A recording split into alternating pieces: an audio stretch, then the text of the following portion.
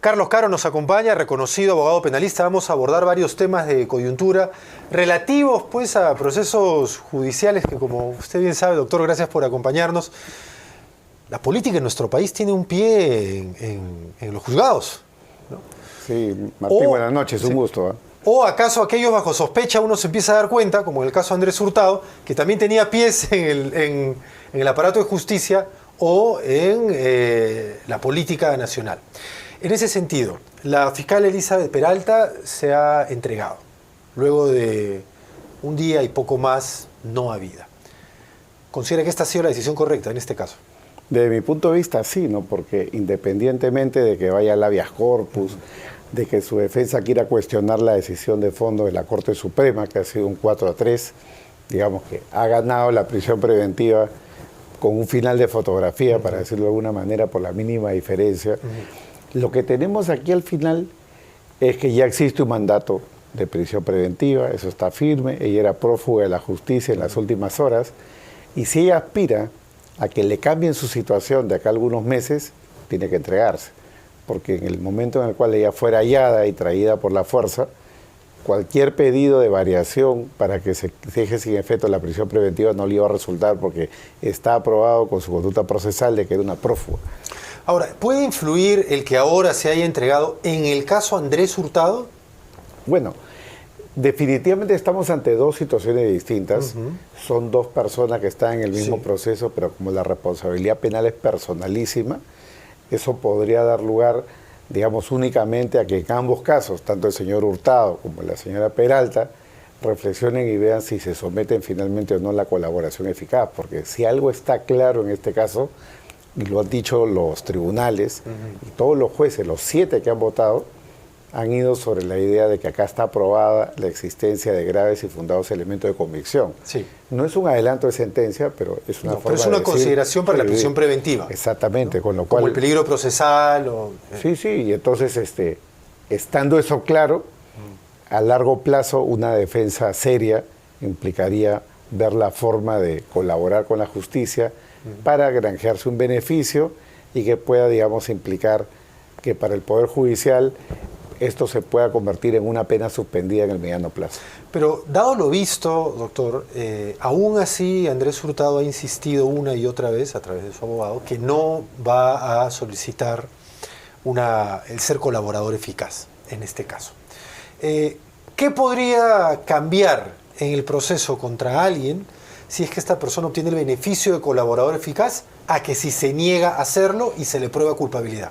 Claro, si estamos hablando de una defensa negacionista, en el sentido de acá no pasó nada, yo soy inocente, lo que va a pasar es que este caso, meses más, meses menos, yo diría que más tarde que temprano, porque todo demora acá, va a haber una acusación fiscal, va a ir a juicio, y cuando hay un juicio ya, digamos, instalado, por más tiempo que haya pasado y por más libre que él pueda estar en ese lapso, a la hora de la hora eso se puede convertir en una condena. Ya llegar a juicio con una defensa solo negacionista, tratando de tapar el sol como un dedo, tipo, disculpen la comparación, ¿no? Como el caso del señor Martín Vizcarra, que solamente ha negado y negado, y ahora en el juicio van saliendo los testigos, van saliendo las pruebas, su situación en definitiva se complica y estás a un paso de una condena. En cambio, si se somete a una colaboración desde ya, va a tener el tiempo suficiente para poder alcanzar el beneficio, una sentencia reducida, y en consecuencia no enfrentar esta posibilidad de condena. Pero mira, hay un dato esencial, Martín, y es lo que la gente tiene que calibrar, ¿no?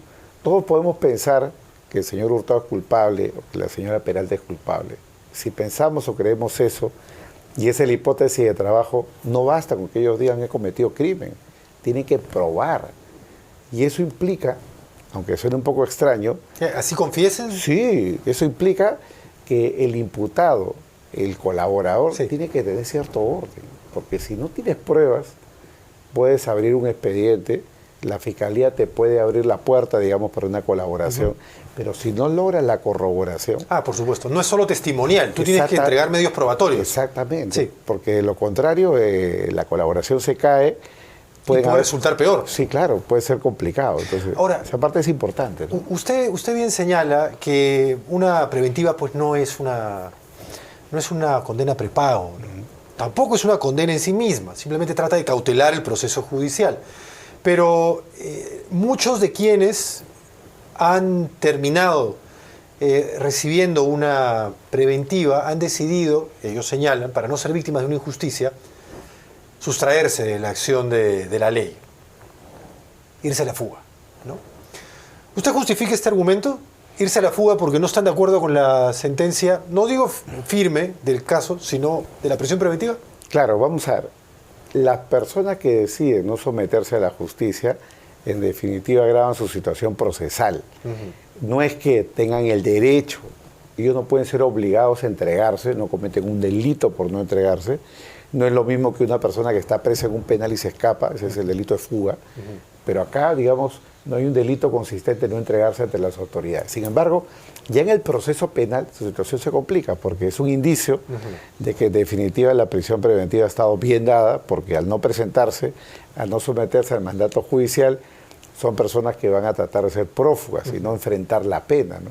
Tenemos el caso del señor Silva, por ejemplo, que lleva Juan Silva, ¿dónde estará? 2 años, el señor Cerroni, lo mismo. O el caso de Nicanor Boluarte, que señala a su abogado, está, y esta frase es de uso común, a buen recaudo. Sí, ¿Qué cosa es eso, estar a buen recaudo? No, es una forma de decir es prófugo, pero no lo quiero decir tan feo, ¿no?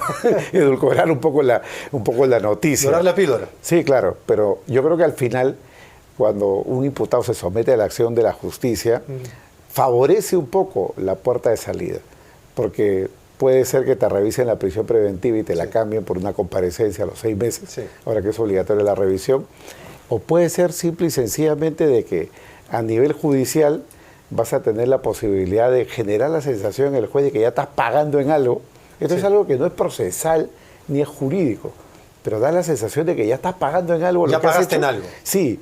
Es que también, y cuando doctor, salen libres, tipo Keiko Fujimori o el señor Humala, la gente tiene la sensación de que, bueno, ya han pagado en algo y si están libres es porque tan culpables no son, ¿no? Y eso... pero yo voy a ello, porque ahí hay una tergiversación de la justicia. Es decir, nos hemos acostumbrado a ver como natural y normal una prisión preventiva, que se puede prolongar por 18 o 36 meses. Y esa persona, si no está condenada, es inocente aún. ¿Cree que hemos caído en, como se dice el juez, por ejemplo, Richard Concepción Carhuancho, en manos de una serie de jueces que se han acostumbrado a ser caneros? Sí, desde mi punto de vista, yo soy muy crítico con las prisiones preventivas en general. Creo que es una medida que tiene que ser, en primer lugar, tomada con rapidez. En el caso, por ejemplo, Guayquis en la sombra, el juez a cargo del caso se ha tardado 4 meses, 14 semanas, más de 420 horas de audiencia. 4 días leyendo la sentencia. Y eso en ningún país civilizado. Si una prisión preventiva es urgente, se tiene que tomar de inmediato la decisión. En México, una tarde, Chile, una tarde, Estados Unidos, 2 horas, 3 horas, por más organizaciones criminales que hayan. Entonces, acá Perú es el único país donde puede haber una prisión preventiva por 420 horas, 14 semanas y múltiples sesiones donde ya pues, los imputados están aburridos y diciendo ya, ¿qué va a venir, no? 4 días leyendo la sentencia o el fallo, perdón, el auto, ya todo el mundo empieza a darse cuenta de que eso viene en contra, ¿no? Y no es el único caso, lamentablemente. Bueno, por ejemplo, en el caso de Nicanor Boluarte, ¿cree que más bien la lectura de Richard Concepción Carhuancho terminó alertándole prematuramente que le iba a dictar la preventiva y entonces él dijo, me voy? Totalmente, ¿no? O como el caso para no ir muy lejos, de la señora Peralta. O sea, el juez asiste a la audiencia y dice, voy a notificar. Los jueces tienen que resolver en el acto. Y si uno lee el fallo, la ejecutoria o el voto, digamos, del juez, no estamos hablando de 500 páginas, estamos hablando de pocas páginas y la parte del razonamiento es tan sencilla como decir, la señora mintió, trató de ocultar pruebas, consecuentemente, desde mi punto de vista, dijo el juez, ella merece la prisión preventiva. Necesitas tú 24 horas, 48 horas para eso, para que un prófugo se escape. Evidentemente estamos ante una distorsión de la oralidad, ¿no? La oralidad no está funcionando en el Perú. Ahora, pero ¿aún así cree que se justifica que las prisiones preventivas, que luego en una segunda instancia finalmente sean anuladas, y se ve de un juez que permanentemente dictamina y en una segunda instancia aquello es revertido, ameritaría, como algunos parlamentarios quieren proponer, que ese juez sea sancionado? A ver, independientemente del juez, ¿no? El doctor Carhuancho u otro juez, evidentemente este ratio, ¿no?, ya no es error judicial, yo diría que es horror judicial, porque ya no estamos hablando solo de decisiones que se toman a nivel de primera instancia y luego se revocan, sino además toda una serie, ¿no? Por ejemplo, hemos visto en el caso Guayquis en la sombra, el juez dicta la prisión preventiva un día 7 de mayo, y a los 11 días los liberan diciendo prácticamente que no es organización criminal. Lo hemos visto hace pocos días en el caso de la Federación Peruana de Fútbol. Detenidas 9 personas de 13 a las que se les había ordenado la detención preliminar, y al día 12, el 19 de noviembre, el tribunal revoca. Y no solamente revoca, sino además le dice al juez que prácticamente no hay organización criminal, y como se ha conocido en las últimas horas, incluso la Fiscalía ha declinado ya el cargo de organización criminal y ha dicho, yo ya no soy competente, que pase ese otro fiscal. ¿Quién repara las libertades en ese caso? ¿Quién devuelve a estas personas, más allá de que sean culpables o no? Porque para eso está el juicio de fondo. ¿Quién les devuelve, digamos, lo perdido en esos momentos cuando el tribunal ya ha reparado esta situación de esa manera? Y aunque este tema puede que sea más de materia constitucional, pero usted está de acuerdo con que los jueces, por control difuso, ¿no?, decidan no aplicar, por ejemplo, la modificatoria de la ley de crimen organizado, porque creen que se contrapone con algunas obligaciones internacionales adquiridas por nuestro país? Martín, estoy de acuerdo en términos generales con que el juez debe de mantener ese poder para poder declarar inconstitucional para el caso concreto e inaplicar una norma que viole la Constitución. Pero lo que no se puede hacer es equiparar la Convención de Palermo de criminalidad transnacional organizada con la Convención Americana de Derechos Humanos. La Convención Americana de Derechos Humanos, que es la base del control de convencionalidad, ahí está el caso de Almonacía Arellano 2006 contra Chile. Lo que dijo la Corte Interamericana es los jueces, el Perú por ejemplo, está obligado no solamente a aplicar la Constitución y la ley, sino además la Convención Americana. Pero la Convención de Palermo es una cosa completamente distinta, es una norma con rango de ley. No es un tratado de derechos humanos, es un tratado para perseguir casos de criminalidad organizada. Entonces no hay control de convencionalidad, ni existe Convención de Palermo con rango constitucional. Eso tiene puro rango de ley y ya lo dijo la Corte Suprema. En el caso Orellana, la casación del 4 de noviembre de este año, la Corte Suprema ha dicho claramente, esa norma nueva, la intermedia y la antigua, todas son compatibles con la Convención de Palermo, lo ha hecho la Suprema. Entonces, seguir porfiando en el control difuso o un control de convencionalidad para tratar, digamos, de mantener viva una ley que ya está derogada, desde mi punto de vista no es algo que tenga recibo en este momento. Doctor, finalmente nos hemos acostumbrado ya casi a tener abogados penalistas como analistas políticos. Nuestra política y lo que sucede en los juzgados ha terminado siendo una sola noticia, ¿no? Eso le merece acaso una reflexión. Yo no recuerdo en décadas anteriores tal nivel de investigaciones penales sobre políticos en ejercicio de función pública.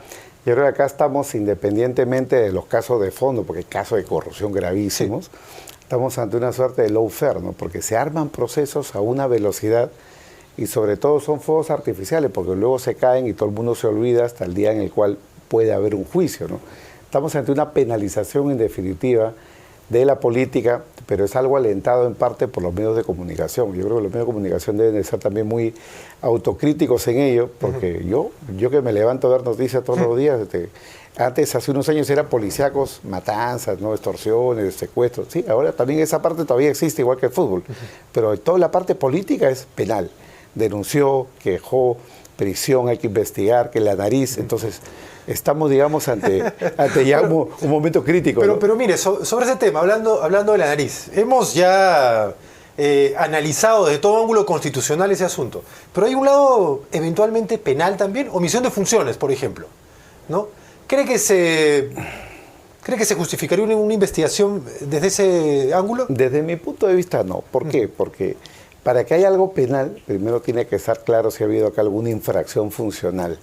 Y esa parte tiene que ser delimitada, en este caso por el Congreso, que tiene la capacidad de investigar si es que el ministro o la presidenta han infringido en algo la Constitución, ¿no? Si es que se determinara que ello es así, recién podríamos entrar al otro estadio, que es, has infringido tus funciones, vamos a ver si eso es delito. Es decir, hay un candado acá. Sí.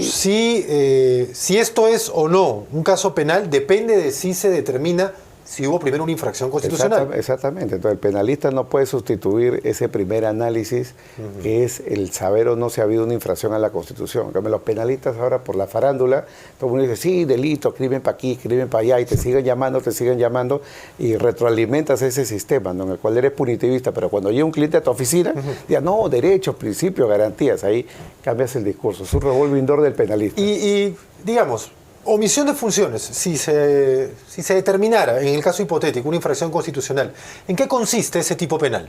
Para los penalistas es un resfriado, porque es un delito que tiene pena de 2 años, es un delito genérico que se utiliza en defecto de todos los demás. Cuando no hay ningún otro delito, vamos al abuso de autoridad o la omisión de funciones. Ah, no cumpliste tus funciones. Pena de 2 años, casi nunca hay condenas, prescriben porque como la pena es 2 años más una mitad, sí, si hay suspensión 1 más 4 y los procesos aquí en el Perú duran 6, 8, 10 años, prescriben, no hay condenas. Muy bien, doctor. Le agradezco mucho que nos haya acompañado. Son siempre, como sabe, varios temas los que hay que tocar.